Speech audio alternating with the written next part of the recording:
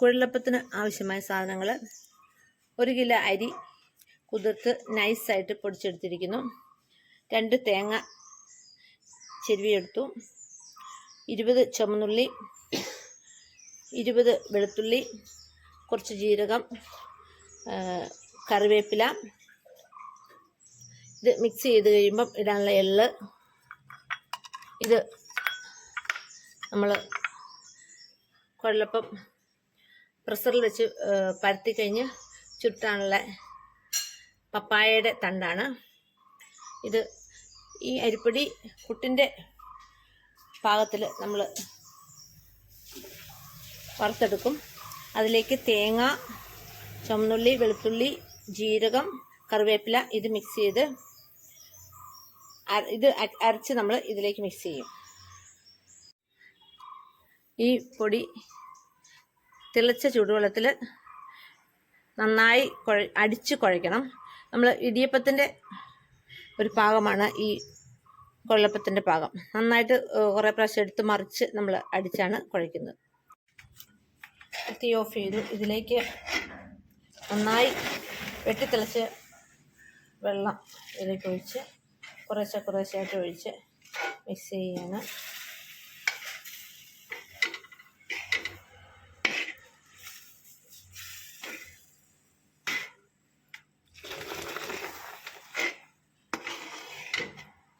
കറിവേപ്പില ഇടുന്നതുകൊണ്ട് നല്ലൊരു സ്മെല്ലും നല്ലൊരു കളറും എല്ലാം നമുക്ക് കിട്ടും.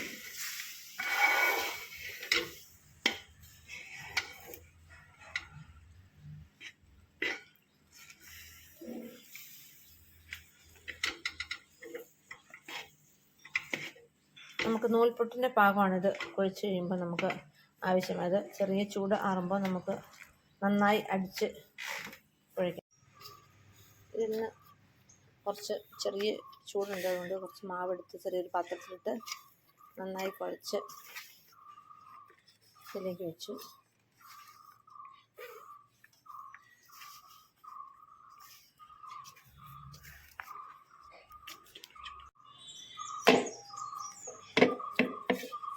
നന്നായി അടിച്ച് കുഴക്കണം.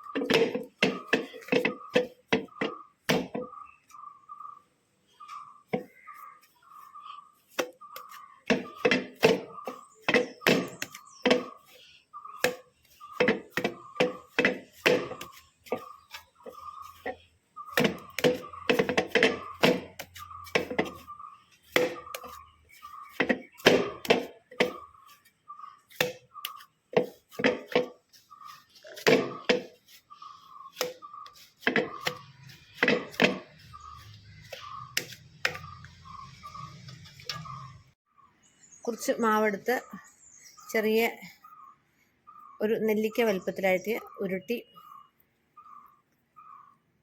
നമ്മൾ ഇതിൻ്റെ സൂക്ഷിക്കും. അതിന് ശേഷം ഓയിൽ മുക്കി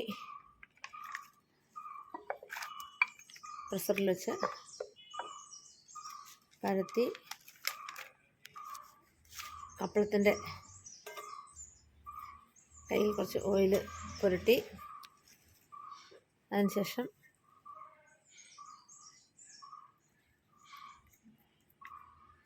ഇതിൽ വെച്ച് ഷേപ്പാക്കും. നമ്മൾ ഇതിൽ കുഴലപ്പം ഉണ്ടാക്കാൻ മെഷീൻ ഉണ്ട്, പക്ഷെ നമ്മളത് ഉപയോഗിക്കാറില്ല.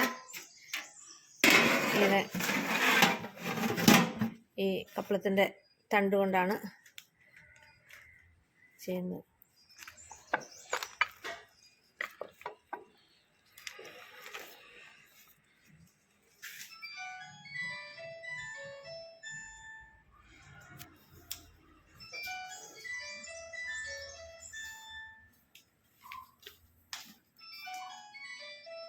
ഈ ബോളുകൾ അധികം കാറ്റടിക്കാതെ ഡ്രൈ ആയി പോകുന്നുണ്ട്. നമ്മൾ ബോളാക്കി ഉടനെ തന്നെ പരത്തി കഴിഞ്ഞ്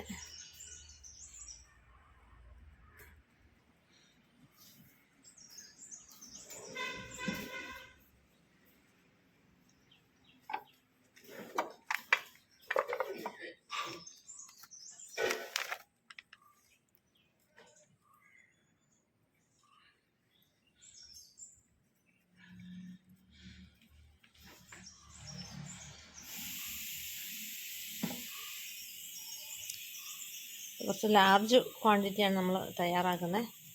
നമുക്ക് വീട്ടിൽ കുറച്ച് ഒരു 500 ഗ്രാമോ ഒക്കെ അരിയെടുത്ത് നമ്മൾ തയ്യാറാക്കാം. ഇത്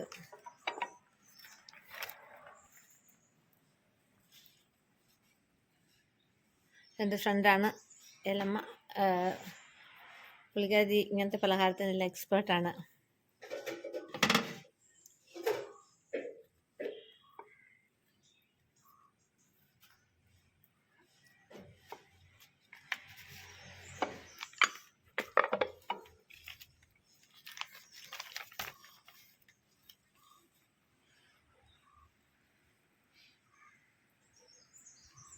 ഏറ്റവും വിരലുകൊണ്ട് ഒന്ന് അമർത്തിയാണ് ആ ചുരുൾ അഴിയാതെ എണ്ണയിലിടുമ്പോഴും അഴിയാതെ നല്ല ക്രിസ്പി ആയിട്ട് കിട്ടും. ഈ കറിവേപ്പില ചേർത്തുകൊണ്ട് നമുക്കൊരു ഗ്രീനിഷ് കളറാണ് ഈ മാവിന്. ഇത് നല്ല സ്മെല്ലും ടേസ്റ്റും നന്നായിരിക്കും. കുറച്ചും കൂടി ക്രിസ്പി ആവാനും ഇത് സഹായിക്കുന്നുണ്ട്.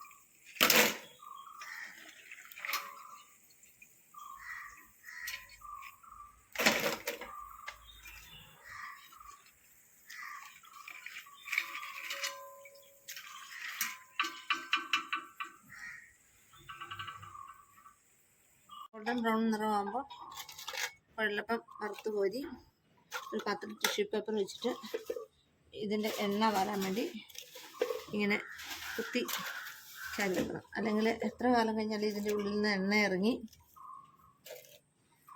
കുറച്ചിങ്ങനെ കേടാവാൻ സാധ്യതയുണ്ട്. അതുകൊണ്ട് കുത്തിച്ചാരി തന്നെ ഒരു മണിക്കൂറോളം വെച്ചിട്ട് അധികം കാറ്റ് കയറാതെ പെട്ടെന്ന് തണുത്ത് കഴിയുമ്പോൾ എടുത്ത് പ്ലാസ്റ്റിക് കവറിൽ സൂക്ഷിക്കാം.